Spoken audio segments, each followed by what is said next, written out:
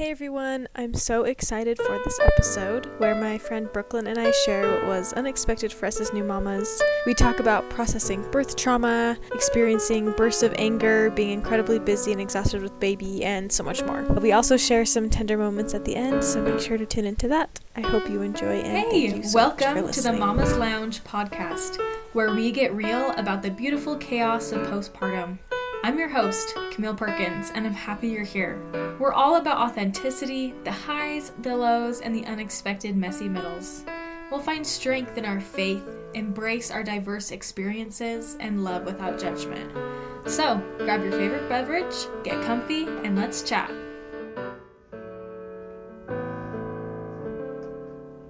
Hello everybody, welcome to another episode of the Mommas Lounge podcast. My friend Brooklynn. Hello. This is my first time doing an interview in person, and she also has her cute baby cool. here, so I'm super excited to see how it goes, as well as get to catch up with one of my besties. So I'll introduce you just a little bit, and then you can catch up the missing spots. Okay.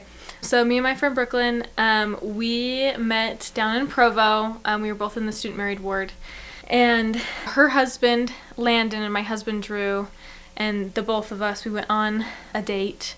It was Christmas caroling, and that was one of my first memories of Brooklyn, and it was so much fun. My favorite part of that was when we started rapping at your friend's house. Do you remember that part? Landon was like beatboxing.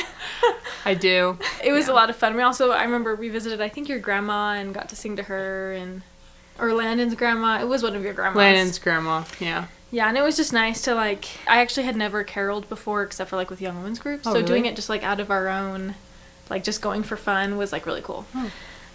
And just showed me a good example of being Christ-like in a way that is fun and exciting.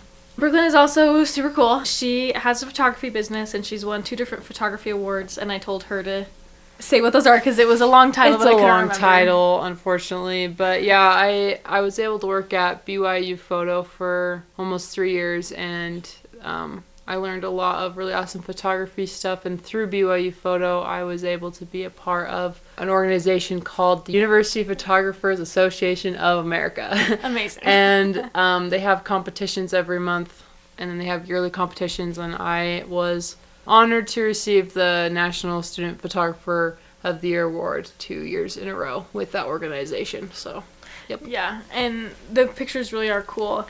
So definitely check her out. She has a website. It's just BrooklynKelson.com. Yeah. Yeah. Yep. I love taking pictures of people, families, dance, anything. So, yep. Yeah. Just BrooklynKelson.com. Her dance photography is really cool. So if you know any dance studios looking for photographers, definitely hit her up. Good poo. Ashton just blew one. Okay, so Brooklynn had Ashton, let's see, in October. Yep. In October. So he's a big boy. He's 4 months old this Sunday. Mm-hmm. Super fun. What are some recent milestones that he's been doing? He has been tracking us, with his whole head recently. Good job. That's awesome. I've noticed that when I call his name, he will look at me, and if I point at something, he'll kind of try and see what I'm pointing at. Cool. He's always smiling. He's been teething for a month now, so that's super early. But he's starting to notice his hands too, and suck on his thumb, which is great. But we're okay, well, we'll take it one day at a time. And I guess his ring finger. He's loving his ring finger too. Yeah, I guess his ring finger. Normally it was a fist, and then it turned into his thumb, and I guess now it's just his ring finger today. Finger. But he's got such a long torso too. That's so fun. yeah. Yes. It's so long. Cute. It's longer than his legs. I don't know. Just so fun. I feel like that's the opposite of Janie. Janie's got more of really long legs and then a small torso. Really? Yeah. And I think it's just genetics. Me and Drew are both that way. But he's a cutie. The last time I saw Ashton was 2 months ago. And he's grown a bunch. So super fun to see him. Well, to start off, I want to just ask you to share your birth story, just a short version of it, so that we can kind of get a context of what your situation was like, and then we can talk more about kind of your postpartum experience. Yeah, I think that's awesome. And this is something that I definitely want to share with people because, I don't know, I feel like I wish people had been more open about their birth stories 100%. because I went into it thinking it wasn't going to be that bad, you know, like I know like it was supposedly the most like pain anyone can be in, but like everyone was always like, oh, it's not that bad, you know. So I went completely natural, didn't have any sort of pain meds at all, like didn't have laughing gas or anything. Lots of respect for that. Yeah, well, I don't think I would do it again. Okay. I definitely won't, but You're like, I was not ready. I wasn't. Like, I did pretty good for the first, I mean, it was like, it started at 5 a.m., and then I think I handled everything pretty good. My water broke at like 7:30, and then that was like twice as painful. Yes. And then once 8:30 hit, I was like, I can't do this anymore. I wanted an epidural. And I'd gone in, I didn't really want an epidural at all.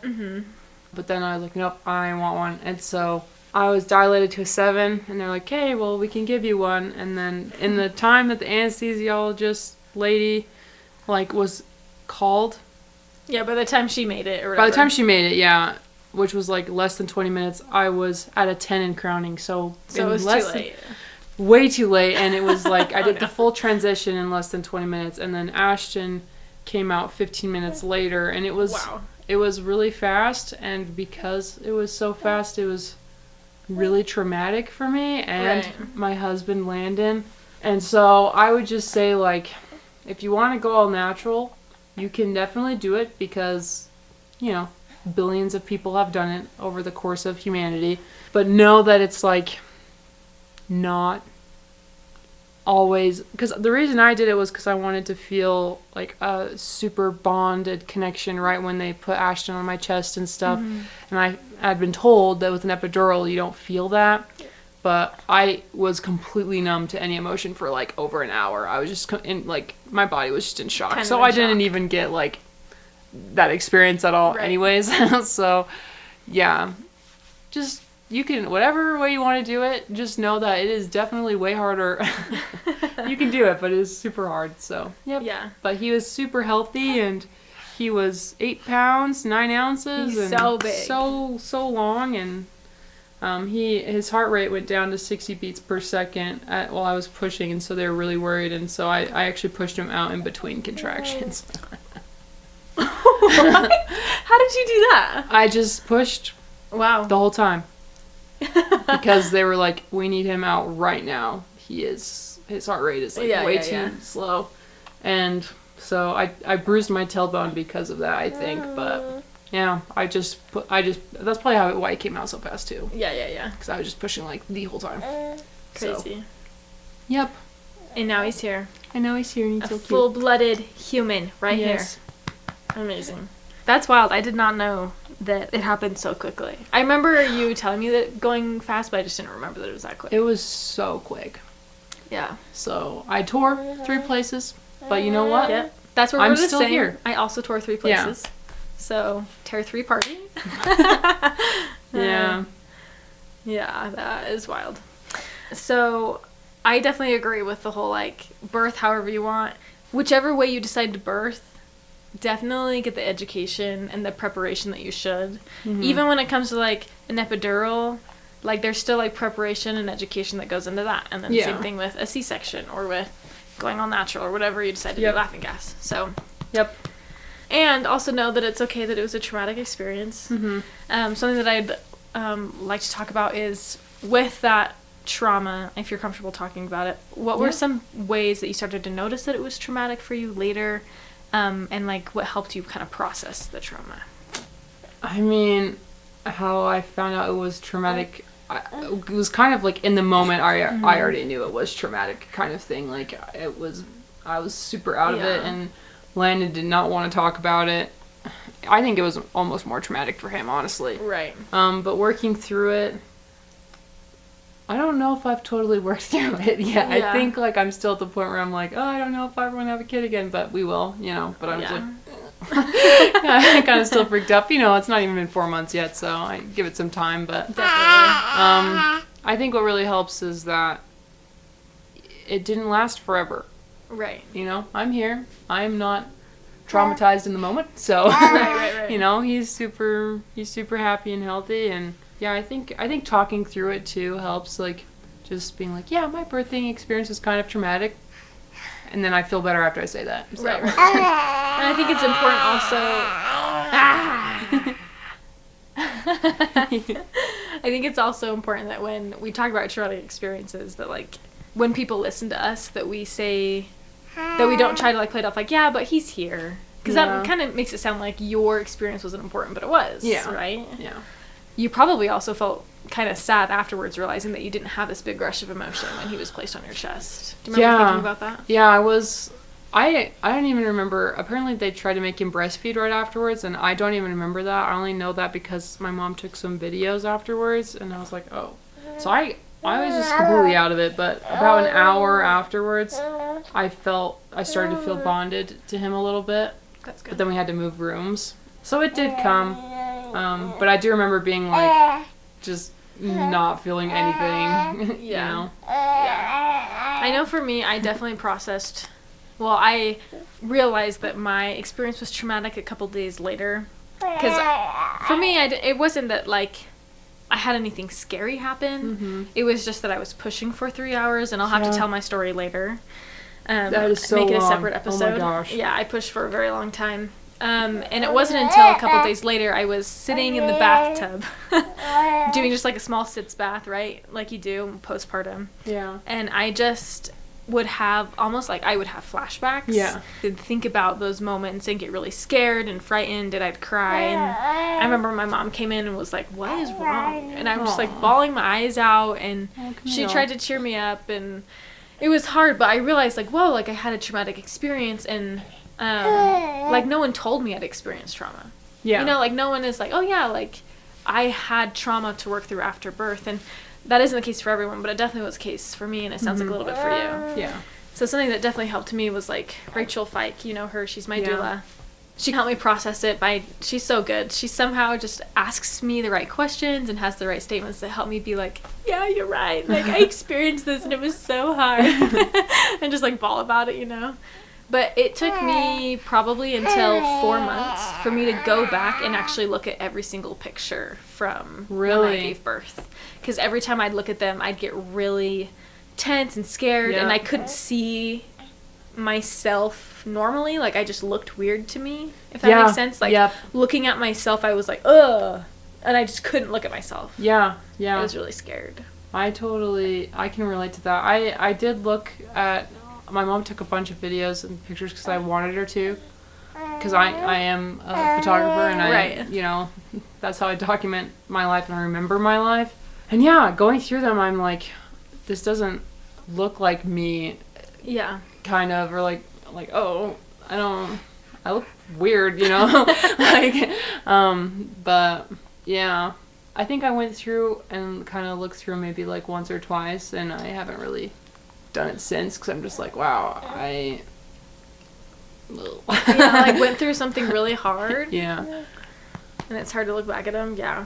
I know that if I were to look back at them now, I'd probably be a lot more comfortable and hopefully be able to see more of like the beauty of the whole situation, because it is a beautiful thing.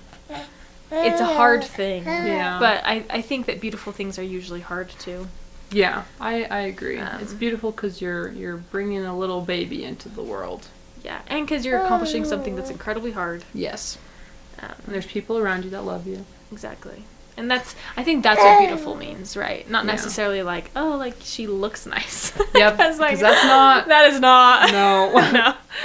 Yeah. I mean, there's some people who look nice when they give birth, and I'm like, wow, good for you. Yeah. Not good for me. I was really lucky. My sister-in-law did these like princess flippies in my hair, like little braids, and they were really, really pretty.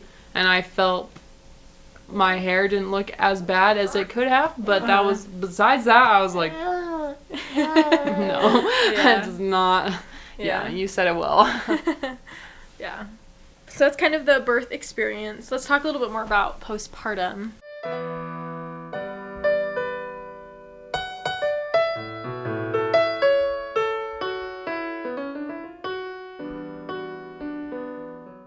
Okay, we had a fun little break. Ashton needed a diaper change.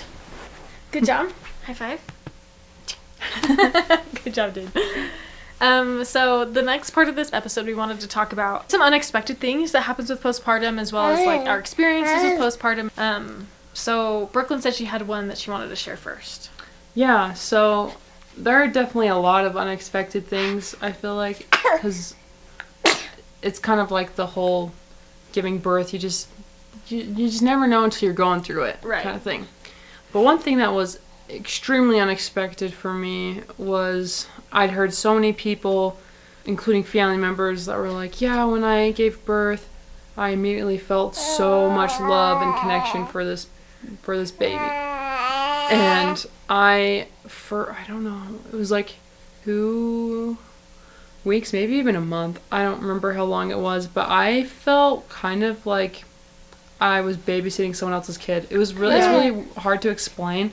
And like, I did know he was mine, but it just felt like it wasn't permanent. I don't know. It was it was surreal. Almost. It was surreal, yeah. And I didn't have that overwhelming feeling of love that everyone always told me about. And I was like, is there something wrong with me? And so at like, 3 a.m. I was on Reddit like No, I'm gonna do an episode about Reddit. Dude, yeah. Because Reddit is helpful, but sometimes also not.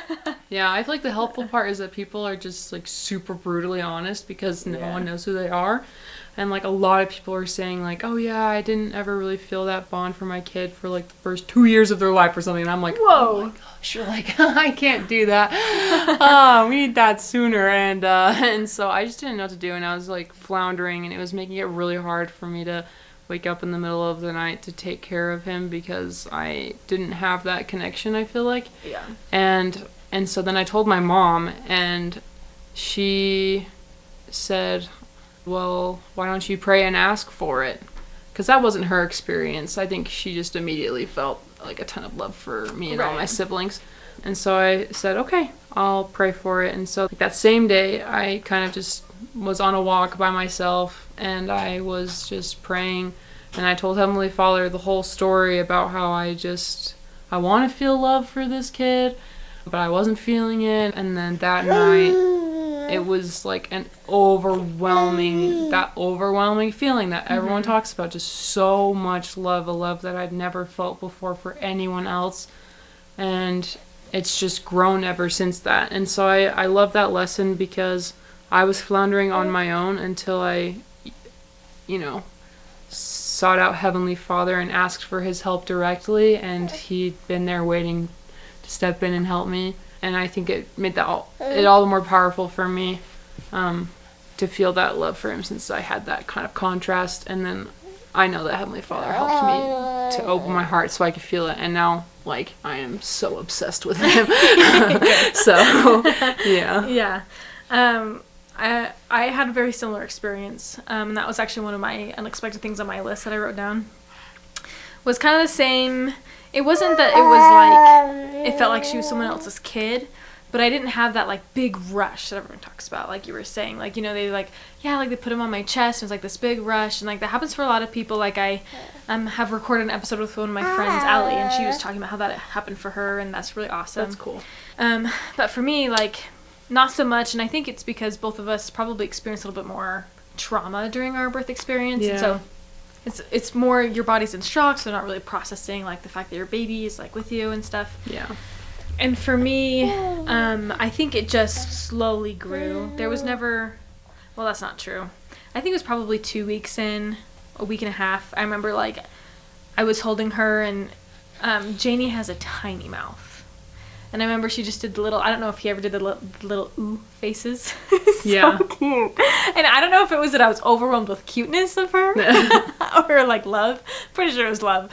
But it was just like, wow, like she's so beautiful and she is so perfect. She's one of God's children. And that just really like helped me. And then ever since then, like you said, like it's kind of like progressed. And yesterday actually was one of the best days I've ever had with her. Wow, really? Yeah, like Drew was gone at work all day. And I just got all day with her, and it was one of the first nights. The last night was the first time that she slept for 5.5 hours. The night before, though, she did 3 4-hour stretches, and it was the first time she'd done that in a long time, and that was awesome.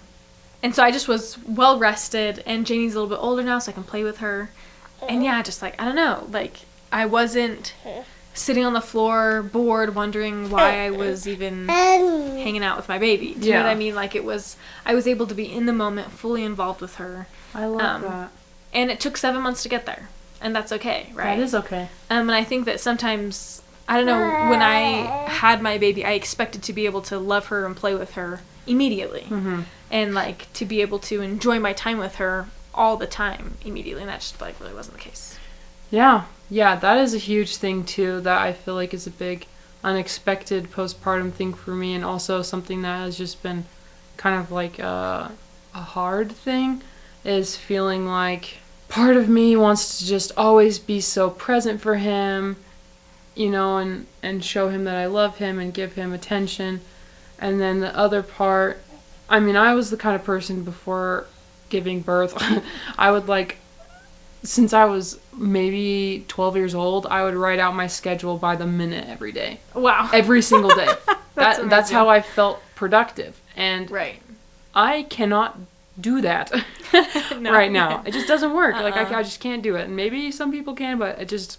And so that's been so hard for me, feeling like half of me wants to, like, get stuff done and clean the house. And right now my husband's in school full time, and so Brooklyn, Kelson photography is, like, the main and only source of income at this point. And so there's Right. that, too. But then also watching over him, and he does take naps during the day, but sometimes I'm so exhausted that I want to sleep, too. Mm-hmm. And I've got to do the dishes and the laundry and clean the house. And all the things kind of, like, pile up and stuff. And the unexpected thing is just, like, the amount, I guess, of frustration that I didn't realize I would have, where I just want to do one thing, but I can't do it. I have to do something else, and then I feel guilty because I'm like, oh man, like, I shouldn't, you know, want to do something else than, like, feed him again, or change his diaper, or Right. hold him because he doesn't want me to not hold him, you know? But yeah, just kind of working through that and knowing that it's okay to feel frustrated and to want to do one thing and not have any time for it, and that's valid to feel frustrated. It is. It is. And it doesn't mean that you're not a we good all mom, feel or that it. you're not, like, you hate your child. That's not what it means. It's just a natural human thing to want free time. And then, yeah. Yeah, I think it's a big American culture thing, too, where it's like... Well, hold on. I have a book, and I'm going to pull it out because I was reading in it yesterday.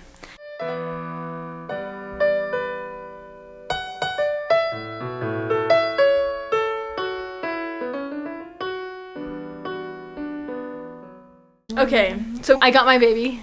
She's here now, and Ashton and Jenny love each other very much. We were talking about how sometimes it's hard when we want to be able to focus on our babies, but we also want to get something else done. Oh, yeah.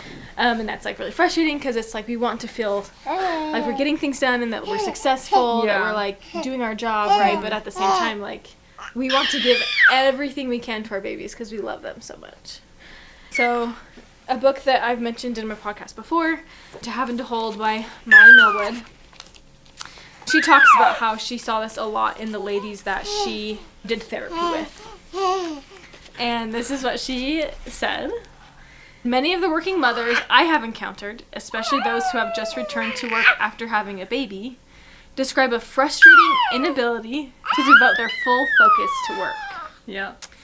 They might feel guilty or sad about being away from their children for so many long hours, anxious about having to rush through their workday to get home, or distracted by having to sequester themselves away every few hours to pump breast milk.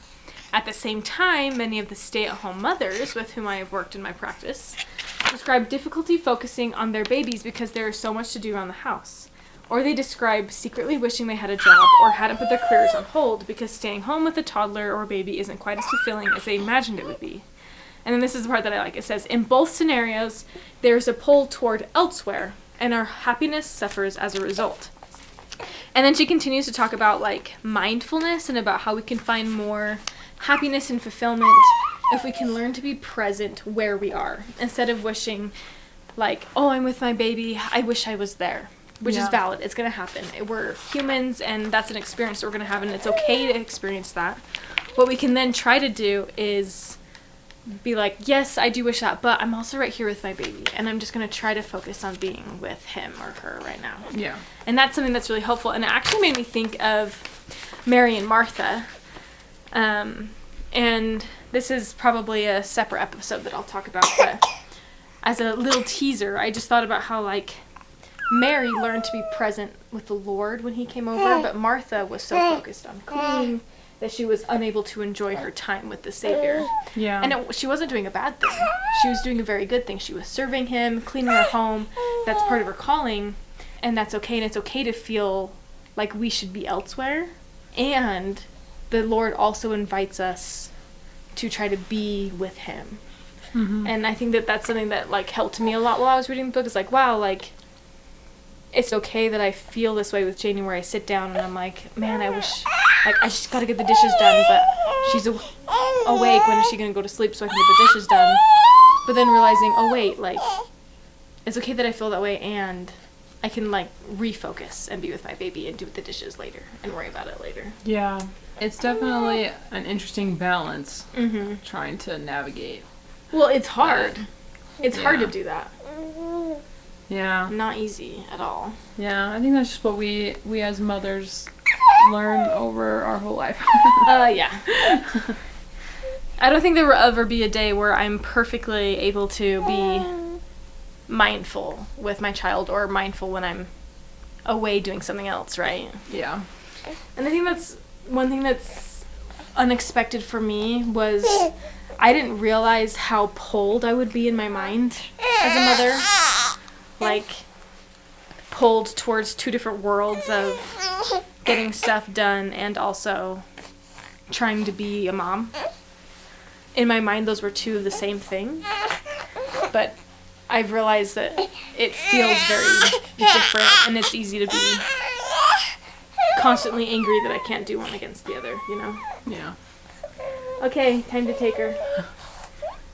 Thank you, Drew. Keep playing, play with Daddy. And there you go, bye-bye. Mwah. Bye, Jamie. Mwah. Bye-bye. Have fun. Cutie. Thanks for sharing your thought about praying with wanting to feel love for him. Yeah. I think it's really cool that you've connected the idea of, like, being able to pray and, like, use your religion as a way to become a better mother.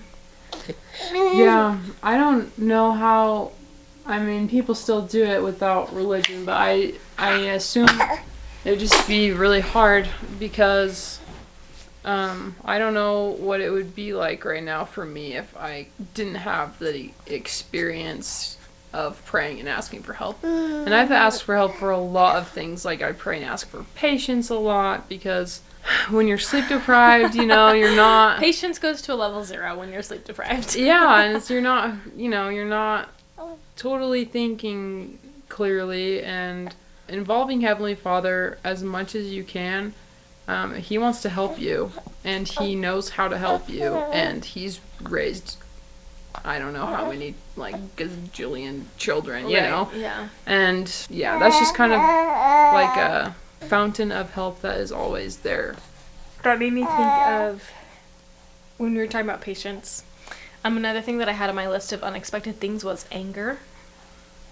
And I think part of this is actually just sleep deprivation, not necessarily, like, becoming a mom. Mm-hmm. But, like, they go hand in hand. They like, do. Once you're a mom, you're not going to get sleep. Yep. Or at least as much. And with me, Janie, for the first, 5.5 months of her life, did every 2 hours. From the start of her last feed, which means I was probably only getting an hour and 40 minutes of sleep at a time every night. Sorry, say that again? So it was every 2 hours from the start of her feed. Does that make sense? So I was technically only getting like an hour and 40 minutes of sleep. Oh, gotcha. Because I would feed her and then burp her and then put her back down. Yep, and then And by then it's been 20 minutes, so I was really only getting like however many minutes of sleep that is. Dang. So I remember the first time it happened, I had an anger outburst. And if any of you listeners who are mostly my friends, hey, thanks for supporting me. If you know me, I do not get angry easily, at least not at people. It's usually more like situational, like I get really angry about the idea of like sex trafficking, like I just get so angry about that idea.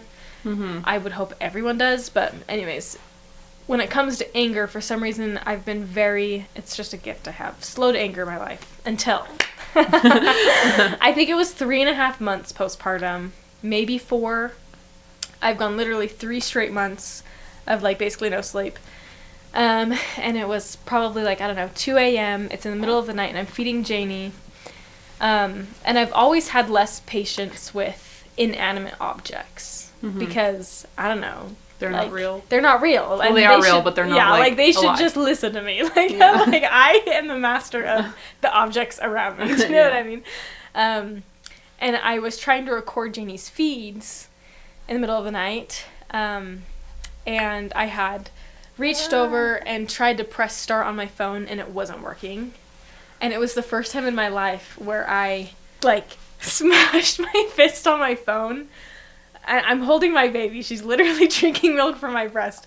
And I'm, like, whacking my phone, and I grab it, and I basically throw it. And then I hit my hand on the wall. Like, I punched the wall.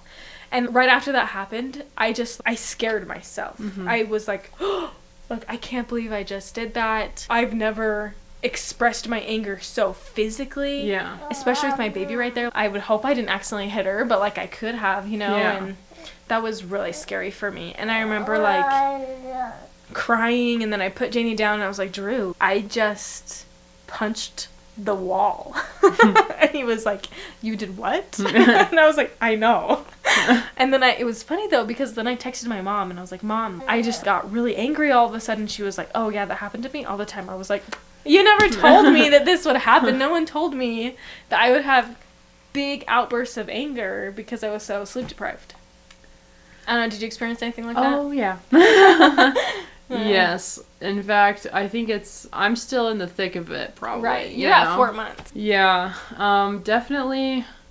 And I am not a slow to anger person in general. Yeah. So there have been times where I just have to just take a moment, or like I'll just go, wow, like that. And I try not to do it around him because I don't want him to think that I'm angry at him, you know. But sometimes I just have to, like, set him down and be like, okay, you know, like I love you, but you're a baby. It's frustrating. Yeah, definitely have had a lot of just very, very quick, abrupt, explosive, just amounts of anger. And I mean, I punched a wall when I was pregnant. I don't know. That's awesome. I love it was in the laundromat. The thing wasn't working. I was like, so, but yeah.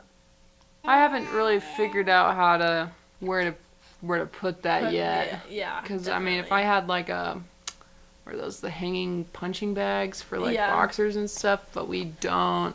And like I could go punch a pillow or something, but I just feel like, I don't know. For me, it's like in the moment, like I don't think I'm gonna go to another room and punch a pillow. You know what I mean? I'm just like, I have to like clench my fist for a second and then okay, and like.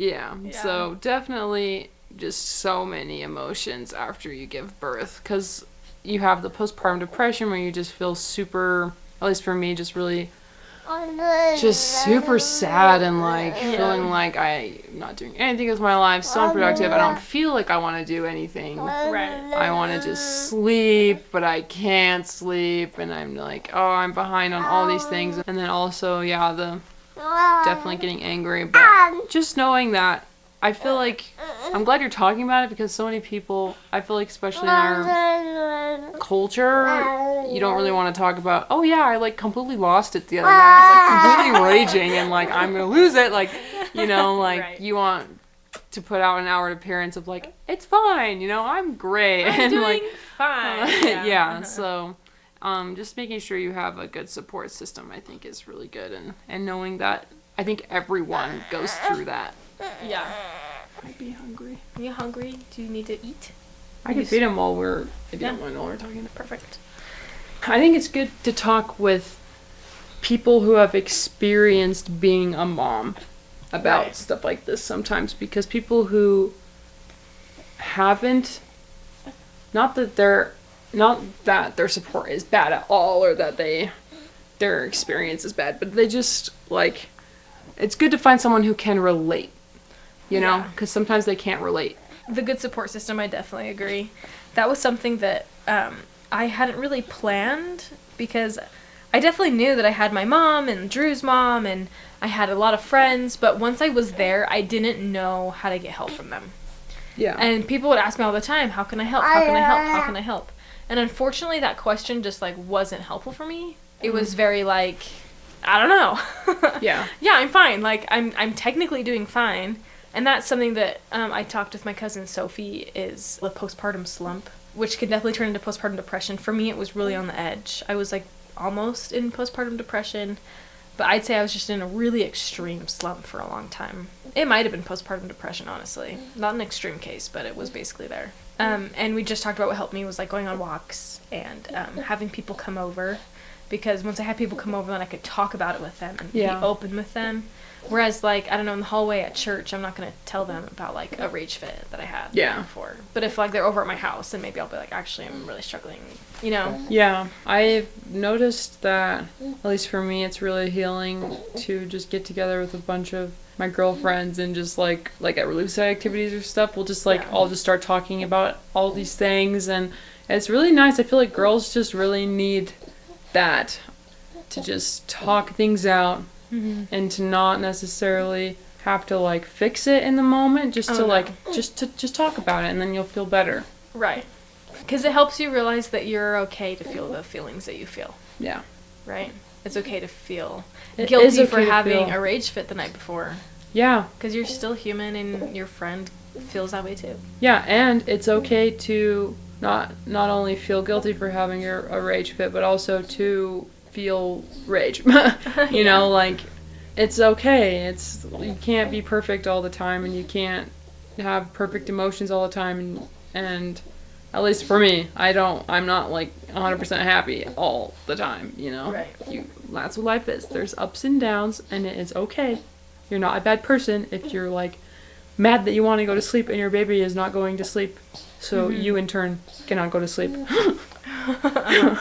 What's been some things that's, like, helped you in those moments? Because obviously, like, we want to make sure our babies are safe. Oh, yeah. There's the 2-door rule. We set up his crib, and so sometimes when I feel like I am starting to, like, really build a lot of negative emotions, I'll just put him in his crib and shut the door to that room, and then either go in the living room or go into my room. You know, just kind of separate yourself and just take a moment. You can put in headphones and listen to upbeat music.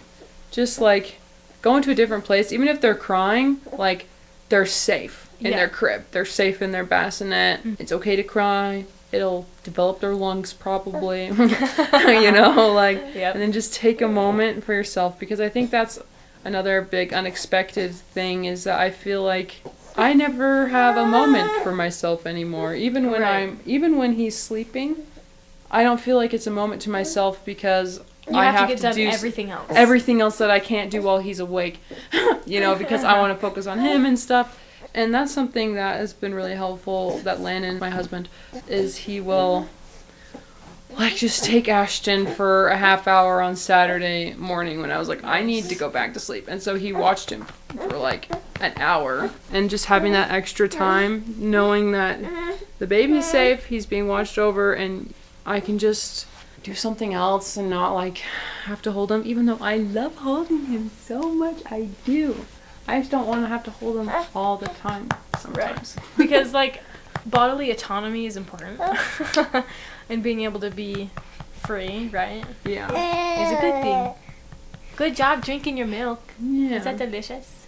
Definitely having free time and just maybe communicating that with your spouse and being like, I need X amount of free time every day. I know that, like, you have a really busy schedule and you're going to school and stuff, but, like, if you could just watch this kid for, like, 15 minutes or 30 minutes every day, and I don't have to do anything, like, he'll be fed, diaper changed, just hold him, you know, like, I think that's really healthy. Well, that reminds me of, like, it's also good to hold boundaries with yourself, because I know in the past, like, I've had people come over to, like, hold my baby, but then I'll use all that time to do chores. Yep. And that is not a healthy boundary when it's, like, if I wanted to get chores done, then cool.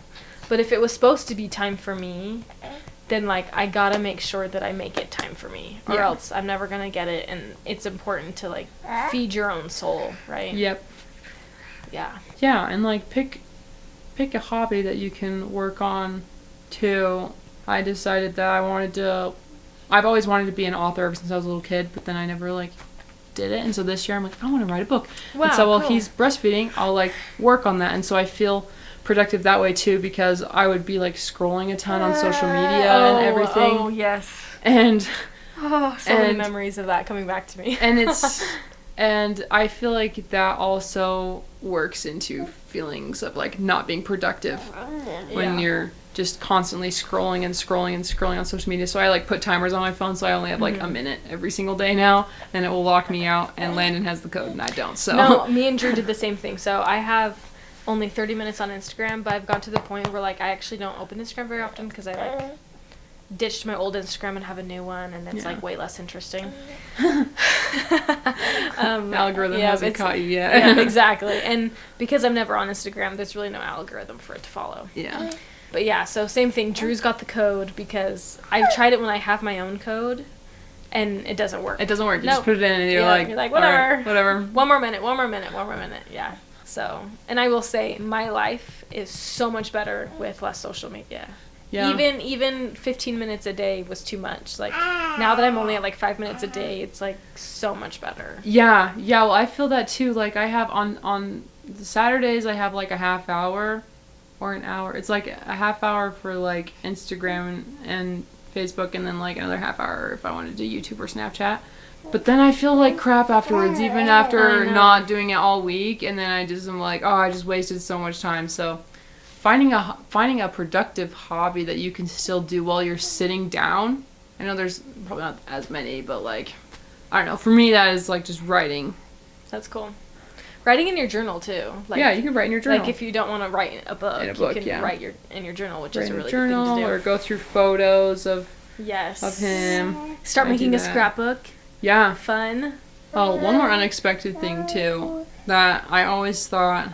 You know, on the postpartum test, they're like, are you having trouble falling asleep? And I'm like, how would I ever have trouble falling asleep if I don't sleep that much in general? But that has been something I've been struggling with for the past few weeks. It takes me like an hour and a half sometimes to fall back asleep. And then he's like waking up, or like when I try and take a nap during the day, it's like takes me about an hour to fall asleep. And then he like starts crying 20 minutes later, you know, and it's like, oh man. So I don't know, I haven't been able to work through that one yet. But also like, that's a valid thing too. Right. Because I was like, how can that be a thing? Yeah. But it is. And now you're getting less sleep. I don't know who you would talk to figure that out. Reddit? Yeah. Maybe you try some like mindfulness tracks or something. Yeah, Lennon's like, you could just start meditating. Meditating did kind of help. It's because I just keep getting songs stuck in my head, like Defying Gravity from the new Wicked. Nice. It's like... you think about that for an hour and a half. And repeat. I'm just like, I don't know. Stop thinking, brain. Yeah, that's funny. Yeah. Were there, to close, although we could chat forever. Yeah. Let's do one expected thing from each of us that was like a good thing. Yeah. That's a good idea. Because there are so many good things. There are so many. Oh, there are too many good things. I mean, kind of building off of the first one that I had with Heavenly Father and, like, praying to feel love for Ashton, like, the amount of love, I think it was an unexpected thing. Mm-hmm. Because I have seriously never felt so much love towards a little human before, or just a human in general, and just looking into his eyes, and I love reading to him. So fun. And, like, story time, or just, I'll start talking to him, and he'll just look at me. Okay, this is my unexpected thing that I love, is the way that he looks at me. Aww. Like, I'll just catch him. I don't know, he doesn't do it all the time, but sometimes he'll just look at me like he loves me so much, and I can feel it, and it is the most special thing, and it makes all of the, you know, sleepless nights and rage fits and, like, all the hard things totally worth it. Like, he is so... A million times over, yeah. Yeah, a million times over. Like, no comparison. He is just... brings so much joy into my life, and he is just the sweetest little boy. So, yeah, that's probably an unexpected thing of how he loves me back. Yeah. No, definitely ditto. Something that I was thinking about that was unexpected was how well my husband plays with my daughter. that really surprised me. Not because I didn't think that Drew knew how to play with the baby, but just like I personally didn't know how to play with a baby because I don't have any memories of any babies in my life. And so when she was only 2 months old and he was flying her around the house and, you know, like doing fun things like that and talking for her, I think what was unexpected was my love growing for Drew. Yeah. And that isn't always the case for a lot of marriages. Babies make it actually like harder in the relationship, right? But it just turns out that for me and Drew, I feel like it's actually really helped us That's wonderful. reconnect in a way, just because we were like so goofy together. Yeah. And we just like connect through Janie, and there's plenty of moments where we've like been angry with each other. Yeah. Plenty of times, which didn't really happen before Janie. But there has also been really good times where like he'll be dancing with her or singing songs, and I didn't realize how much love I would feel for my husband as a father. Yeah. And that just really has made me feel like more like a family with Drew and with Janie, and it's really like connected me, I feel like. And one more thing is it also has helped me to feel more love for my own mother. Oh, yeah. There's been times where I'm sitting here, like, nursing Janie, and there was one day where I just started bawling my eyes out, and I was like, oh my gosh, my mom felt this for me. She felt so much love for me, and I just had to call her and be like, Mom, like, I love you. I didn't realize how much I knew my mom loved me, but, like, I didn't realize how much my mother loved me until I had my own daughter. Yeah. And that just really touched me and was unexpected. Yeah. But yeah, I love that. Yeah, definitely. I completely agree. It's a whole new family dynamic with this kid, and it's so special being like, oh my gosh, we are a little family. We have a child. Like, we made this human, and he is ours. And yeah, my mom's sacrifice and, you know, all that she went through, and then you just, I don't know, like, when I see my mom, I just see, like, this perfect mom that's got it all together, and she's just constantly serving other people, and I never, like, picture her, like, struggling as a new mom. But she probably did. Yeah, she definitely did. She told me she did, and it's just, but I still can't, like, picture it, because I'm like, but you got it all, you know, figured out, like, yeah. But, yeah, our moms are great, and now we are great moms. Yep, and our kids see us that way too. Yeah. Our kids don't see our flaws or the fact that we, I don't know, mess up, right? Like, they are quick to forgive and see us as their person. So, yeah. Thank you for coming on my podcast, Brooklyn. Hopefully you can come more often. I'm hoping that we can do this a couple of times and just that could be so fun. As like a returning member. That would be great, and we can hear all the Mommas Lounge. One question I wanted to ask as a closing question, and it's something that I've been asking all my friends, is what is your current favorite snack? Do you have one? Oh, that's hard. So my go-to is like these weird fruit leather things from Costco. They're like organic sticks. yes, the organic. Yeah, and sticks. they're like the pineapple or banana, raspberry, whatever. Yeah, those or I'll have like great value pepperoni from Walmart. Is it good? It slaps. It is like the best pepperoni ever. That with a string cheese. Yum. And then like a Townhouse cracker. So yum. Yeah, those are probably my favorite snacks. Good. Well, hopefully our listeners will now go and indulge themselves. Yes, those are good. I still don't have like an outro, but we'll see you next time on Momma's Lounge. Sounds good.